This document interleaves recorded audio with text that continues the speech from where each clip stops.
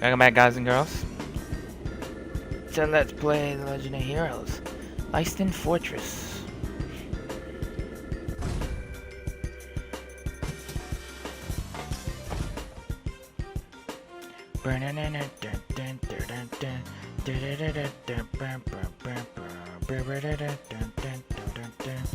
We are on chapter 3 now, I think. So the Arcells arrived, eh? Oh, damn. Every time I see this shit, my heart skips a beat. I hear you, boss. Who needs a guy or girl when you can fall in love with something like that? I don't think there's an engineer alive who deserves to work on her every day, though. Yeah, that's my line. Maintenance Chief Gustav, thank you for coming. I know you've been busy.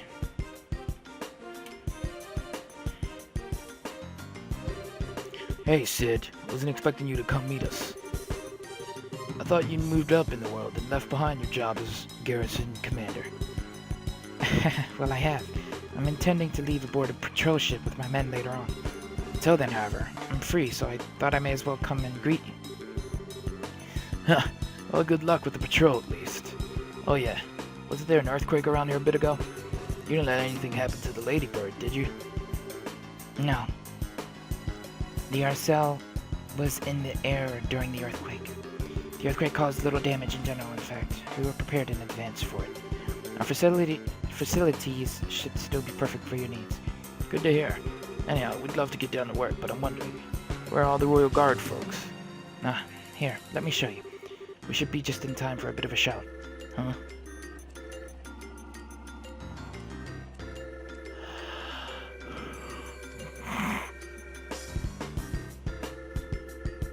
Oh, Cassius is going sparring with the girl, Julia, I think her name is. Combatants at the ready. And begin. Hiya!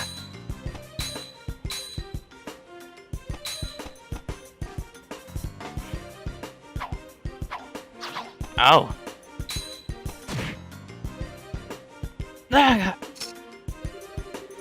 Julia, your attacks are too predictable. With a rapier, you should be able to overwhelm me with moves only possible with a light blade. Remember what I taught you, and come at me again. Sir. Yes, sir!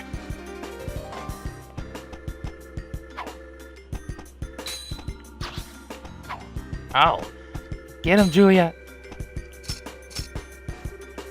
Good. That's better. And now, my turn.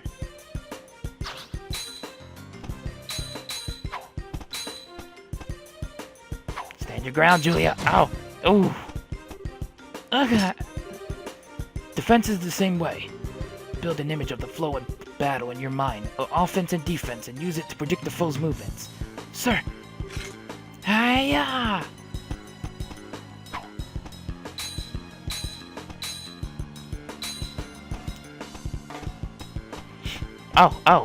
Oh, that jumping moves though. Oh. Enough, I call the match.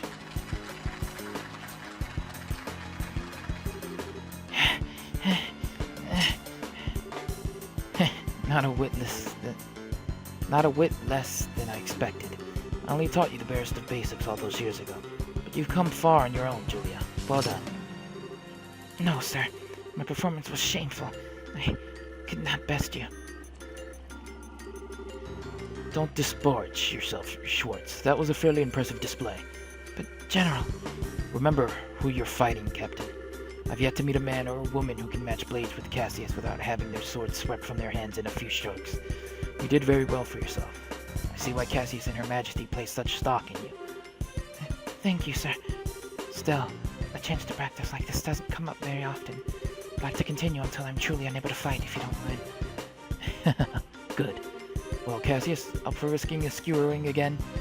She may well manage it this time. Well, I'd be humbled to get poked down a peg. But I believe we have a visitor.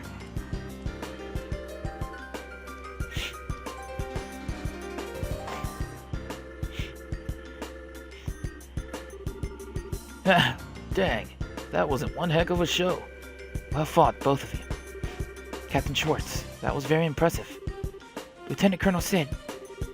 And the man with you is... Maintenance Chief Gustav, ma'am. The Central Factory sent me over. Nice to meet you, Captain. Oh, pardon me. I'm Captain Julia Schwartz, Company Commander of the Royal Guard. It's a pleasure to meet you, Mr. Gustav. Seems that will be all for today, then. Alright, lads. Show's over. Back to your post. Sir!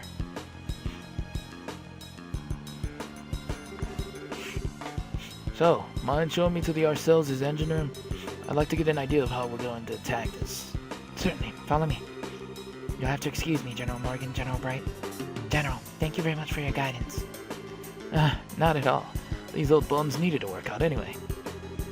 Captain, Mr. Gustav, take care with the Arcells. Sir. No worries, General. The Arcells is like my baby. I won't let her down.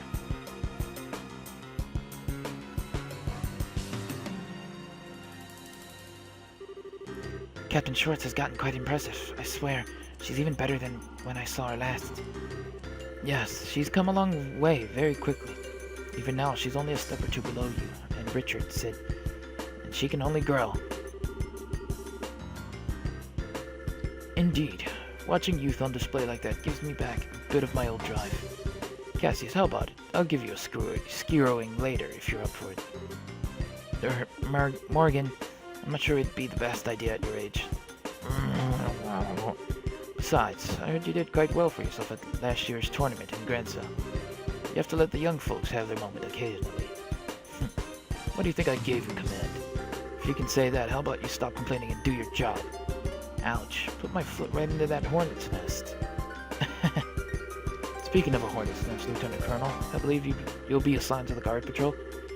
Yes, sir. I'll be leaving at noon. I'll be using 3 companies and 2 patrol ships. I'll be at the signing ceremony itself, but I won't be free until then. You're in charge of the defense of Gransa until then. Leave it to me, sir. I'll be sure to work well with the Bracer Guild. Make sure that nothing happens. I don't like it, but I suppose we've little choice but to lean on those civilians this time. Warming up to the guild a little, Morgan?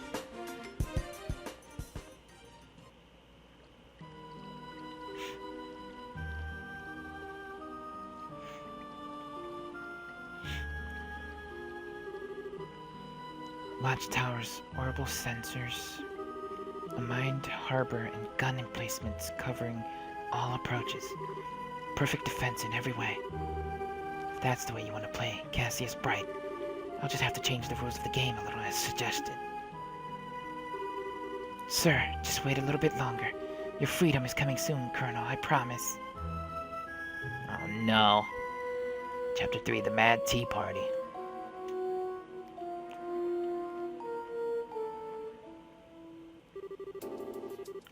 Please form your party.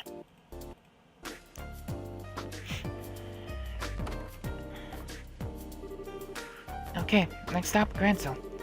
We'll head to the docks once everyone's ready. This is a request from the military, so I don't think we should dawdle. We should have time to finish any stray jobs or stray shopping before we have to go, though. Off we go. Alright, we're on the ship to Gransa. As per usual, they're letting us roam around again. Well, first off, I've seen these two on the deck. Hi, Estelle. Scree! Out for a walk, Estelle? Uh-huh. You two just watching the clouds? Something like that. Chloe helped me become friends with Sieg. Right, Sieg? Scree! That's great, Tita. Oh, and Chloe was telling me all about the school festival. You were a knight in the play, right? Well, yeah. Actually, a lot of people thought I cut a pretty dashing figure as a knight. Wow, neato. I wish I could have seen your act. Well, you can come to the festival next year. It's open to the public, after all. Wait, really? Mom and Dad will be back by then, too. I'll ask Grandpa about it as soon as I get home.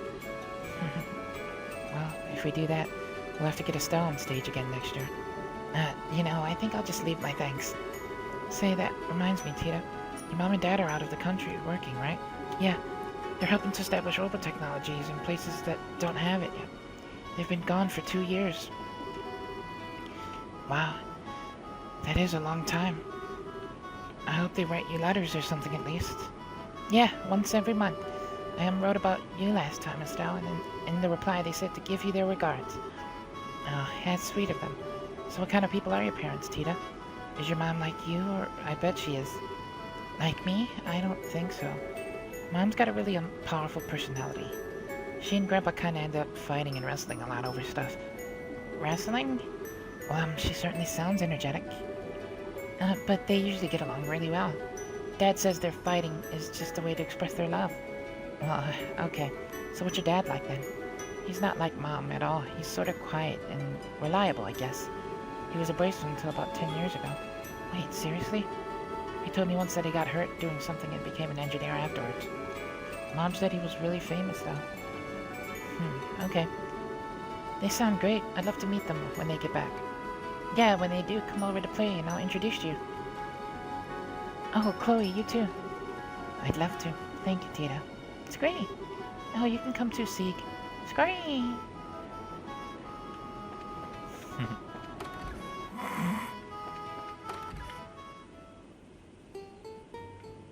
Oh, jeez. Oh, Estelle, my fair rose. Welcome to Olivia Lenheim's lovely solo recital. Oh, Aidios, he escaped his chair. Seriously, who let you out of your seat? Just as bracers protect the innocent and military men protect their homes. It is the duty of performers such as I to protect the soul and pathos of the moment. He did apparently beg permission from the steward, Estelle. There's no harm in letting him play. No lasting harm, anyway. Scara, have you no appreciation for song? You even turned down my invitation to the Elmo Springs a month ago in the most casual fashion imaginable. And I would drink myself under the table for you. What tragedy. If I actually had time to fool around like that, I'd consider it. Besides, I never actually drink you under the table deliberately. I just want someone who can match my pace. That's all I need from a drinking partner. Olivia Scara doesn't quite get it. She doesn't realize how crazy her drinking speed is, or how her liver is basically the Gehenna of alcohol. I'm sitting right here, you know, Estelle. But if you want to serenade me, my dear Lenheim, you'd better be ready to keep up with me. And remember, I won't work your liver nearly as hard as Aina would. Oh, please, let us never speak of that night again.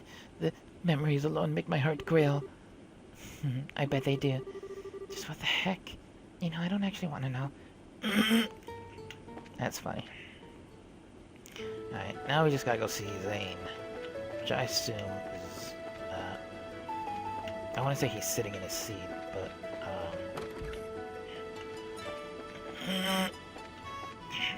yeah, Zane. Zane? Ah, Estelle. What is it? Need me for something?